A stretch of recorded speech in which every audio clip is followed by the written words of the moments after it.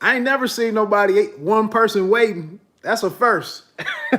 If I had a little jingle or something, for one person, I'm moving up in the world.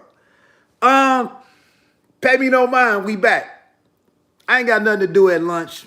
I got time every day, so let me rock with it. Checked out the Claressa Shields interview on with Chris Mannix on his boxing podcast. For those of you that don't know, she fights tonight in her second MMA event. Her opponent sounds like she's game. I'm expecting a pretty decent fight. I'm probably not going to talk about. I'm probably not going to do a post fight chat. Some black boxing fans do not like you to speak about the opponent. They only want you to talk about the black fighter and his or her dominance. So it's kind of counterproductive for me to look at a fight with two people and only talk about one person. So I'm gonna just let y'all win and keep it moving. I thought the interview was pretty good. She actually discussed what happened in her first fight against Brittany Elkin, her first MMA fight, her debut. If you go back, if I went back and listened to my analysis of the first fight, I was pretty spot on with what she was seeing in the fight and why I kind of don't have a lot of patience to watch her in the octagon or the cage or whatever. So and I took some flack from that. Who is this goofy ninja right here talking this? And what was the other stuff? I'm a hater. You hating on the black queen. Bro, I didn't want to watch Michael Jordan on the back of a bus riding around trying to play baseball at the height of his athletic prime. I didn't want to tune in to see that either. AI didn't change sports, but when he came to the Pistons, I really wasn't all that interested after one game. I wasn't all that interested in seeing that version of Allen Iverson on the court for the Detroit Pistons. Shaun White, who I don't know what the hell did he do? BMX, and then he switched over to snowboarding. That was pretty dope. He was good at both. I checked it out. But my question to Claressa Shields, because at the end of the interview, she got into the fact that she reiterated that she expects to get Canelo money or some version of Canelo money converted to women's boxing. And despite everything that Claressa Shields has done in the boxing ring and how she may feel about how she should be compensated, there's really no comparison for her and Canelo. I don't, go pick somebody else. Go pick another person to compare yourself to and talk about what you expect to get paid. But my one question to Claressa Shields would be, if everybody has wronged you in boxing, and her expectation to benefit from what she does professionally, I totally agree. You just don't have any receipts to really get and command what you want. You just don't. But my one thing that I would ask is, how did the Bowles deal come about? How did you get the endorsement deal with Bowles? Did the PFL get that for you? Did ESPN get that for you? Or was the fact that you had a fight with the PFL coming up on ESPN as the main event of that event, was that a major factor in you being attached to Bowles? I don't sit here and get mad because you're not getting money. Who on your team is going? I said before on another video, like, why Dr. Dre?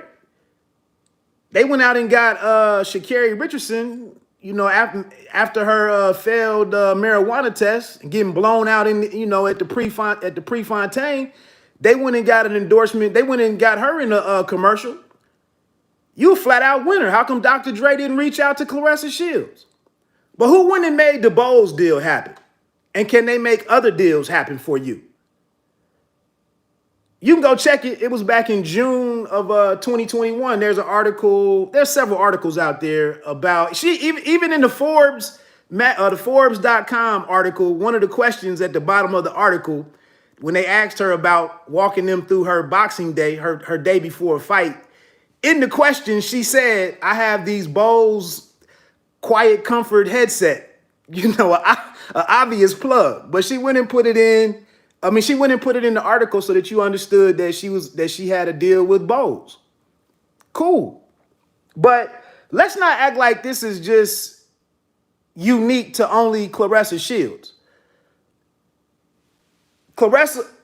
Serena Williams, the most dominant female athlete in this country, in the history of this country, and probably a top 5, top 10 athlete, period, in the U.S., for years, her tennis money far outpaced her endorsement deal money. It may have been an 80-20 ratio, if not 90-10 ratio. The major thing that Serena had in her favor was her Nike deal. In contrast, someone with very limited success on the PTA in women's tennis, Maria Sharapova, she had almost the opposite ratio in endorsement money versus tennis winnings. For years, she was probably getting $30 and $40 million for off her endorsement deals. Maybe $1 million, $1 to $2 million off of tennis money. So I don't know, man. I just get tired of sitting here listening to her complain about what's not happening for you, and it's just really not the full story. It's just not. What is the full story is, like I said, she's fighting tonight. We'll see what happens. If it's a good fight, if she wins, like I said, this second female seems to be more of a gamer than Brittany Elkin. I can't remember her name at this particular time. But I don't know. I've been going to bed early. I don't know if game 2 of the World Series is tonight. Maybe I don't check it out. December 11th. It's a quick turnaround. I mean, this is October 28th, I believe. December 11th, Claressa Shields goes back into the ring over in the UK on a doubleheader event, which she'll be with her arch nemesis, Savannah Marshall, the WBO middleweight champion. So they're going to have the same formula that they worked for Christina Hammer and Claressa Shields when they had them do a headline, a doubleheader on Showtime, and then they moved into the final round with them two in a subsequent broadcast. Same concept. But you see here, after months and months of talking and complaining, Claressa Shields is going overseas to make her UK debut to try to make this thing happen and to try to get her the bag that she desires. The only thing that I don't agree with what she said on the Chris Mannix podcast was she said that basically Savannah is Christina Hammer, and not really. Is she? I don't even know if I would even if my question would be, is Savannah Marshall markedly better? I don't know. I don't know. It's a good fight. It's a fight that I think women's boxing needs. I think that it's a fight that both of them need, Marshall and Claressa. And I'm glad that it's coming to fruition. Like I said yesterday on the Afternoon Wood, the one thing that caught me off guard, I missed it, was I didn't realize that there had been a split between Savannah Marshall and Eddie Hearn / Matchroom / DAZN. Claressa mentioned something about Eddie Hearn tried to get her into a multi-fight deal on DAZN, but as the deal was on the table, it changed, and Savannah Marshall's name was no longer attached to the deal, and her team were like, well, what happened? And what had happened was Marshall moved on to this boxer situation, BOXXER. So we'll see what happens, what's the distribution for that fight. December 11th, how can we watch it here in the States? Those of us that want to root for and support Claressa Shields, in her title defense. We'll see what happens. But yeah, I think Marshall is significantly better than Christina Hammer. I do. Now, they could get in the ring, possibly, and we see some of what we saw when Christina Hammer got in front of Claressa Shields. That's possible. But the one thing, and before I get to this second point that I want to talk about, this important point, the one thing that we do have to go on. This is not my opinion. This is fact. This is their records. They had a mutual opponent, at least one, Hannah Rankin. And I know Claressa Shields is out here to talk her shit, boost her career. Remind folks, give people a reminder since she's been away doing MMA. I get it. But against this mutual opponent, Claressa Shields, yes, she won all 10 rounds. She did rock Hannah Rankin. She did. I don't know, 7th, 8th round or something. She had her in the ropes. And she made a comment about, I needed that third minute. I needed that extra 60 seconds. I may have been able to get her out of there. Maybe. When Hannah Rankins fought Savannah Marshall 7 or 8 months ago or whatever it was, Savannah Marshall got her up out of there. It was ugly. So we can't do the whole triangulation thing. But I'm just saying, when we have what we have to go with and look at it and start looking at a potential matchup, we do have that mutual opponent, and we saw what the results were. That's why we're clamoring for the damn fight to be made. Like, let's not bury the lead or burn the shit that makes us interested in the rivalry. Come on. But other than that, man, I wish Claressa well tonight. I hope that the skills, I hope that she's grown more comfortable with MMA. And she mentioned, they talked over the stuff that she was uncomfortable. It sounds like a great process. It sounds like the team is way more adept to get her through this transition than the group that we see around Anthony Joshua. It does.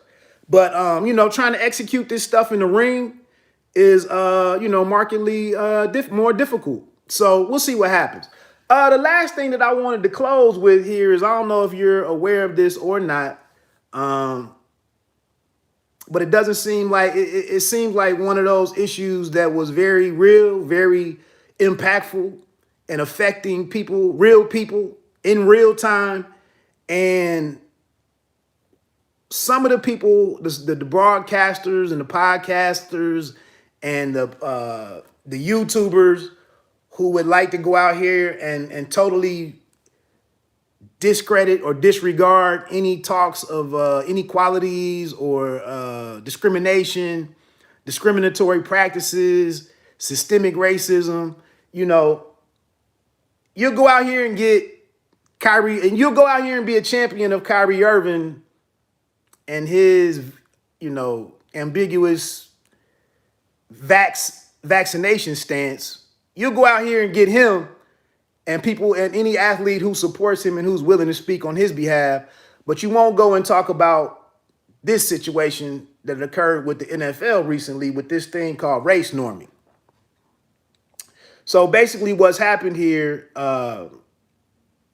there were a couple of years ago, the NFL had the $1 billion settlement that they had for brain injuries and CTE and, former players struggling with, the complications from, concussions and whatnot. And so what's happened was as black former NFL players were going to try to get money for their complications and to help with their medical bills and whatnot, a lot of the black players were being denied awards from this $1 billion fund. Or The average reward or award from this is $500,000. Some of the black players were only receiving, $300,000, for example. So what happens was they went and filed a lawsuit, and what they found out in this over the course of this trial was that the NFL was using something called race norming, where they were saying that the cognitive abilities of black players was lesser than former white players. So you had to base the money that you would give them less money because they started from a lesser point.